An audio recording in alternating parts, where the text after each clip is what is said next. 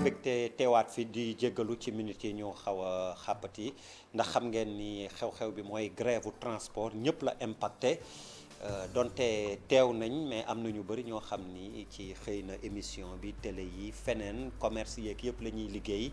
seen dem ak dikk dafa jafe ñu am mbégte kon nuyu Mamadou Fall enseignant la ci wàllum droit des transports Mamadou Fall ñu ngi lay nuyu. maa ngi lay fay der di kontaan trop di teew ci ëttu Sénégal muy miroir du Sénégal. waxtaan bi junj naa ko bokk na ci li tax ñu xàppati juróomi minute ba jàpp juróom-benn di doog a tàmbali grève des transports ci la bokk xëy na ñu nekk ci ginnaaw waroon teew ñoo mënul woon yegg si ñu xaarandi leen ngir ñu xam situation actuelle bi. lu ko waral boo doon xayma ak teg ay baaraam ci lu tax ñu yegg si ba 14 syndicats daan nañ grève ñii fii ñii fële mais bi yoon ñu lëkkaloo tënk réew mi jatang leen tey gis nañ ni dem ak dikk bi moom gàllankoor dëgg am na bu ñu doon dañuy xayma mun nañ ne grève bi réussir na booy def xayma lu ko waral li ko waral mooy transport Sénégal dafa feebar sénégalais yëpp li ñu ngi ci waxtaan sànq on est plus 9 millions de Sénégalais mais on est presque 17 millions. Transport mooy yore réew. bu dee bâtiment la ma ni transport moom mooy fondement bi. ku na xam na ni bu nit yi yokkoo moyens de transport yi dafa war a yokk. conditions yi dañ ko war a parfaire. te ku na xam na ni chauffeurs yi bis mu ne boo duggee oto ñu ngi ñaxtu. les conditions de transport les infrastructures les raquettes et les pratiques illicites dans la circulation. loolu moo indi xam nga li ñu naan lu ëpp tuuru tey nag grève bi tey tënk na Sénégal gépp le pays est paralysé aujourd'hui à cause de cette grève là lu ko waral mooy dañoo war a faj jàngoro transport au Sénégal li may wax rek tout le temps ci plateau yi ak ci université yi transport Sénégal dañ ko war a càmbar dañ ko war a faj parce que dafa feebar. alors ci jamono ji ñuy waxee ni ñi ngi woon réunion mais ci xibaar yu ñu nangoo ci ñoom Gora Khouma dafa mel ni waxtaan nañ ak kilifteefu ministère transport yeeg yooyu mais dafa mel ni amul lu soppeeku tey ba jamono ji ñuy waxee nii ci en tout cas moment bi ñuy waxee nii ci waxtaan wi kon boo moytuwul 48 heures la ñu waxoon danañu dàbbali ci àllarba bi ci alxames gi bu dee dara changé wul alors ñu bëggoon xam yow ci sa gis-gis on va aller droit diagnostic bi def nañ ko plusieurs fois visité parc ñoom it li ñuy kaas leer mooy saafara yi nga xam ni war nañ ko indi ci transport u Sénégal ngir mu ñoŋ gis nañ digitalisation ay piste yu ñu joxe la renouvellement parc automobile mais naka lañ ko war a defee ni ñu ko war a defee mooy xam nga ku ne xam na transport ci dëkk la aju ci gouvernement la aju ci état de droit la aju transport pour mu dox il faut ñu réglementer ko man je suis enseignant en droit du transport loolu lay jàngale ci université yi loolu lay jàngee France li chaque fois li may wax mooy le droit des transports au Sénégal fait défaut te il faut que ñu réglementer ko. mais loolu lu mu mënee nekk dans un état organisé indépendant depuis 60 mais dégg ngay wax. parce que y a tout le temps des lois. mais les lois ne sont pas respectées. mais bu ci mujj loi d'orientation 2020 am na. 2020 am na moo remplacé la loi du 27 mai 2003. mais réglé wul problème. réglé wul problème bi moo tax may proposer ñu def des états généraux. des transports. états généraux. états généraux parce que transport bu sooxee rek état Sénégal sooxe. et ku na xam ne ni droit moo yore réew. on se dit que ni Sénégal état de droit la il faut ñu parfaire l'activité de transport routier. l'activité de transport intérieur interurbain au Sénégal naka la ñuy def ba former chauffeurs yi naka la ñuy def ba ñu respecter code de la route naka la ñuy def ba policiers yi ak chauffeurs yi déggoo parce que bu fekkee ni dañoo respecter état de droit policiers yi bu ñu contrôler un permis wala quelqu'un boo xam ne am na licence wala am na pays këyit ca war jarul ñu koy jox 2000 francs wala 1000 francs bu fekkee chauffeurs yi formé nañ leen respecté nañ droit xam nañ code de la route je pense que lii yëpp mënoon na ñàkk et que je pense que ni solution bi mooy ñu respecter droit des transports règlement des transports bi c'est bien beau ñu def loi d'orientation 2020 mais il faut que impunité bi ñu dindi ko fi il faut que ñu fermeté ñu indi ko que ça soit les policiers les gendarmeries les transporteurs. mais il faut passer par des outils ay jumtukaay maanaam. waaw yan jumtukaay nga xalaat. tout ce qui est digitalisation des transports. digitalisation des moyens de transport ñu demee ni ko. loolu moom Charles Faye bu ko déggee dina kontaan. loolu monsieur digitalisation. dans tous les pays au monde. Le transport est digitalisé. que ça soit carte grise que ça soit permis de conduire yi nga xam ne dañ ciy dugal ay pistes yoo xam ne mën nañ contrôler un chauffeur boo xam ni xam nañ ban itinéraire lay jël xam nañu ñaata essence la sol yooyu yëpp pays yi nga xam ni c'est des pays occidentaux inséré nañ ko ci les moyens de transport routier terrestre comme ni ñu koy tuddee et loolu Sénégal c'est bel et bien possible parce que ñu ngi wax ni Sénégal dafa nekk un pays émergent. mais carte grise yi numérisé nañ la. mais doyul wala niveau de numérisation bi. niveau technique. niveau technologique. dañu war a insérer ay disques. ci tata yi. insérer ay disques ci 7 places yi. insérer ay disques ci les moyens de transport en commun. parce que ku na xam ne transport moom mooy seetu dëkk. ku xam ni transport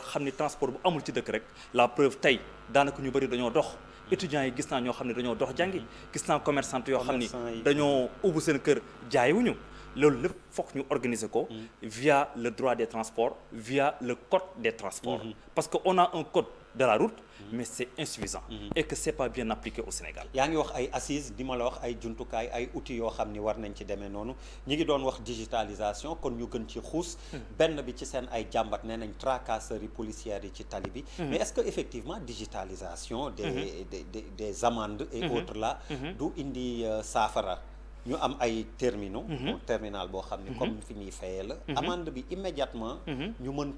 ko dugal ci chaîne numérique bi nga xam ni tamit à l'instar de ce qu'on fait pour les inspecteurs des impôts et ceux qui travaillent aux impôts ñu jox aux forces de l'ordre ce qu'on appelle des fonds communs. Est-ce que ça ne règle pas le problème? moo tax assise des transports wala am moo tax toog c'est un exemple moo tax toog waxtaan am gis nga lu demee ni ko Europe France nga xam ne fa laa nekkoon ñoom dañu am ce qu'on appelle des radars radar bi oto bi bu defee par exemple infraction da koy flasher bu ko defee boo ñibbee toog sa kër merci ñu envoyé la lettre ñu ne la bis sangam Abdoulaye Derkat def na infraction sangam fële la romboon ñu prélever ak photo bi ñu prélever la directement ci sa compte bancaire jaratul ku nekk naan xaaral ma jox ko 2000 francs wala 1000 francs pour jàll un état de droit qui se respecte doit vraiment réglementer doit en tout cas respecter tout ce qui est transporteur mais aussi ñu respecter aussi la police nga baal ma loolu dina jafe def loolu fi foo xam ne ay oto yoo xam ne 1965 ay Peugeot 404 ñoo nekk ci gare routière yi di daw ba léegi ñooñu boo leen di wax digitalisation bon moo tax ñu war a renouveler le parc automobile waaw ça aussi c'est l'autre aspect dañ ko war a renouveler gis naa ni maa ngi saluer benn effort bu gouvernement bi def ñu ngi renouveler les 7 places avec une société, je ne veux pas faire de la publicité, mais une société en tout cas qui a signé une convention avec l'école supérieure ou bien l'école polytechnique de Dakar pour essayer vraiment de renouveler le parc automobile des 7 places. Parce que ben Sénégalais bëggatul dem gare routière. Il préfère prendre li ñu s'appelle des Wargaynde wala Ila Touba wala Allo Dakar. te ça c'est du transport irrégulier. Et c'est la raison pour laquelle man je lance un appel pour ñu libéraliser le transport au Sénégal. Il faut comment à travers pas une libéralisation sauvage. Pas libéralisation sauvage. Oui. C'est-à-dire ñu def ce qu'on appelle le système de covoiturage. Par exemple wala système de Uber. xam nga Sénégal covoiturage foog nga expliquer nit ñi covoiturage pour ñu jàng transport. mooy Ablaye Der bëgg a jógee de Thiès ñëw Dakar. daal di woo Mamadou Fall woo Bouba Ndour wala mu woo Birane Ndour ku ci nekk joxe 1000 francs ñu cotiser pour fay péage bi mën a def transport normal. dañuy def plateforme boo xam ni fa la ñuy daje. ñi nga xam ni bëgg nañ dem ci waxtu woowu. pour mu gën a leer rek. Dakar. merci fa lay dem xooli. kan moo jëm Dakar yor otoom ñaata place ci disponible. bu desee 2 places nga bindu.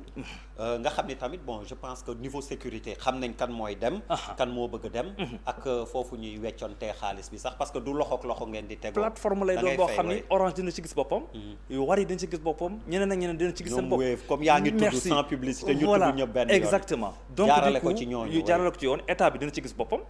transporteurs yi dina ci gis seen bopp chauffeurs yi dina ci gis seen bopp. loolu xam nga la liberté d'aller et venir c'est un droit fondamental. La population a le droit d'aller et de revenir. Il faut que ñu libéraliser transport. Vraiment bu ñu mënta changer parc automobile bi ñu bàyyi auto particulier yi def transport mais aussi ñu régulariser ko état bi mën ci gis boppam transporteur gis seen bopp mais aussi population bi gis seen bopp. alors leneen li ñu mën a wax ci loolu mooy problème formation je pense que souvent chauffeurs yi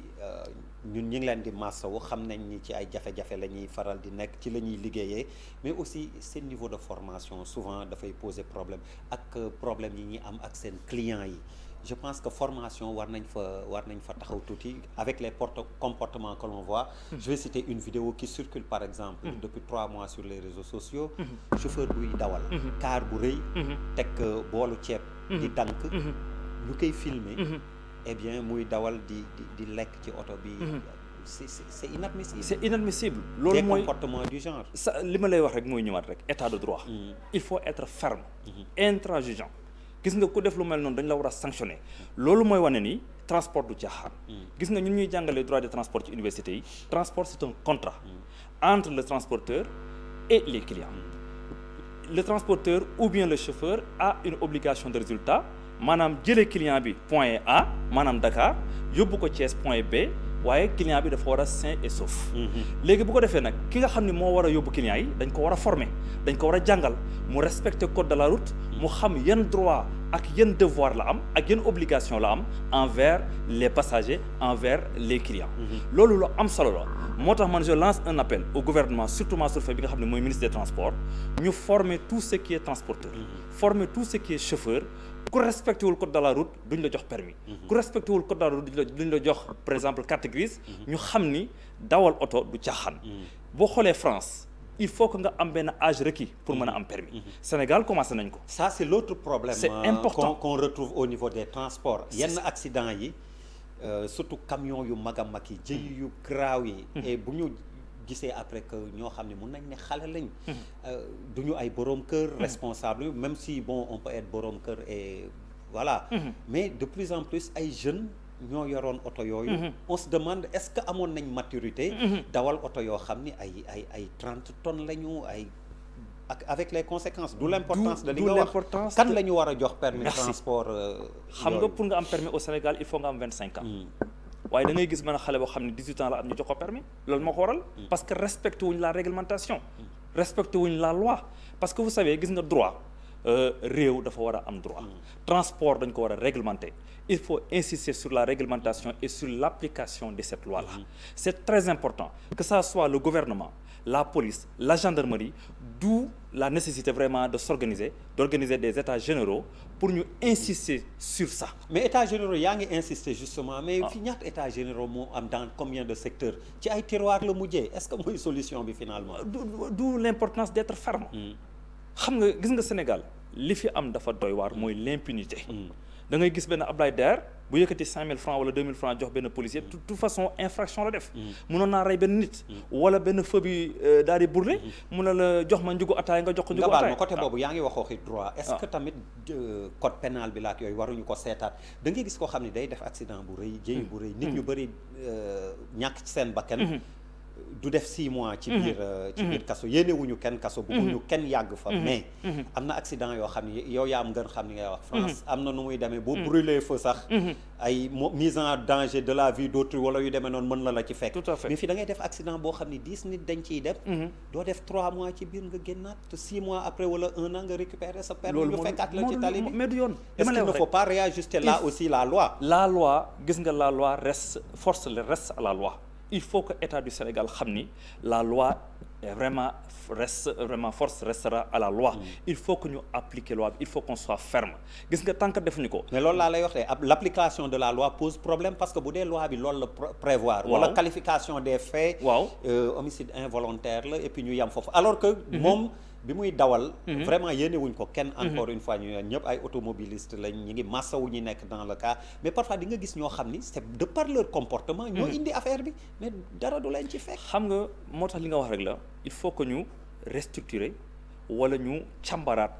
le droit des transports wala le code des transports man pour man dañoo war a réunifier toutes les lois sur le transport au Sénégal ñu tënk ko ci benn code parce que en France boo xoolee dafa am code des transports pourquoi pas au Sénégal ñu dajale code de la route dajale les lois d'orientation sur les transports sur le transport maritime yooyu yëpp ñu dajale ko mais aussi qu'on soit ferme xoolaat le code pénal chauffeur bi nga xam ne def na accident mu tëdd 2 at yu mat sëkk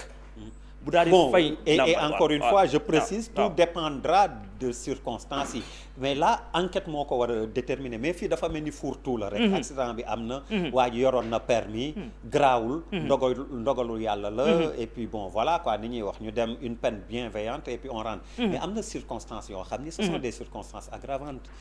chauffeur bi en connaissance de cause la ko def parfois état oto bi baaxul nga jël ko dawal ko si on expertise fekk frein yi baaxul yaa ko defarul woon par exemple je veux dire oui c'est un crime de conduire un véhicule qui n'a pas de frein nga xam ko nga def ko man cas yooyu tax may wax gis nga faut que les gens soient quand même beaucoup loolu lañu tuddee responsables en matière de transport moom lañu tuddee la responsabilité civile contractuelle ou bien la responsabilité délictuelle du transporteur ou bien du chauffeur gis nga loolu tant que en tout cas càmbaruñ ko wala ñu def ko ci benn xët benn code loolu état du Sénégal da nga gis benn chauffeur benn Ablaye Der bu rey benn waay bu xamee mari d'Italie bu xamee commandant de la gendarmerie ñu génne ko mu fanaani këram il faut qu'on soit ferme il faut que ñu toog waxtaan ak ñi nga xam ni seen xam-xam màcc na ci même si je pense que cas bi ngay wax ni moom désormais le mandat de dépôt est obligatoire même si ni ngay wax c'est au niveau après des sanctions qu'il faut revoir et encore une fois on répète et je précise exemple bi ma joxe mooy ki jóg jël oto boo xam ni tey xam nga ni oto bi nekkul en état nga ngebal ko dem mais en général ici on fait très rarement des expertises dañuy jël épave yi rek après yóbbu mais mooy li ma wax si tu sais que frein yi baaxul woon nga dawal ko ba yenn am si quand même que sa responsabilité soit pointée du doigt et que voilà exactement moo tax gis nga en Europe boo xoolee la responsabilité du transporteur ce qu'on appelle en code civil la responsabilité civile délictuelle délit mënul weesu nga def accident bi nag ñoom dañuy càmbar lan mooy circonstance ce qu'on appelle rapport cause et lien de causalité xam nga donc bu am dommage amee il faut un rapport entre le dommage et le lien de causalité donc loolu c'est très important Sénégal ñuy def ay expertise parce que da ngay gis vraiment koo xam ni yor na oto boo xam ne am na 50 ans daal di rey benn pas ñu ne non yàlla ko dogal wala dafa def erreur wala nangam bu lor njabootu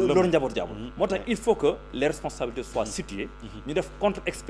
expertise pour vraiment ñu xoolaat code pénal képp koo xam ne def nga accident ñu xool ñaata at lañ lay tëj ñu xool ñaata alal lañ lay daal alors ñuy jeexale très rapidement rek permis à point gis nañ ni tamit transporteurs yi ne sont pas trop favorables yow lan mooy sa gis-gis permis à point bi dafa war a am wala warul permis à point dafa war a am ndax dans tous les pays au monde dafa am permis à point am na sax système de récupération des points oui bien sûr parce que loolu day yar doomu aadama gis nga li ñu naan jihaadul nafs nit dañoo war a vraiment noot seen bakkan ñu xam ni loo def am na loola ciy fekk ce qu'on appelle des lois contraignantes xam ni loo war a def rek am na loola ciy fekk léegi permis à point dina tax benn Ablaye Der wala benn Mamadou Fall bi nga xam ne am na 12 points bu defee benn infraction ñu retiré ko 6 points bu fekkee dem na ba 12 points yi jeex dañuy récupérer permis te bu dee moom ngay liggéeyee di nga def attention merci beaucoup léegi France xam nga nu ñu def système de récupération de permis loolu dina tax sax ñu créer ay emploi parce que bu benn Ablaye Der ñu nangoo permis day dem fayaat yow moom dafa mel ni sam permis bi yéen a nga nangu ko vraiment dañuy dem fayaat ay benn agence boo xam ni da ngay def système de rééducation système de formation pour nga récupérer waat say Mamadou Fall vraiment ñu lay gërëm di la sant waxtaan bi intéressant na lool ñàkkul ba dinañ ko yaatal ci yeneen i jotaay ñu leen di gërëm di leen sant soxna Fat Kiné Deme teew na yaatal xibaaru marax yi ci kàttanu borom bi gannaaw lool ñu dellu si waat ci nasaraan lay doon Soir d'info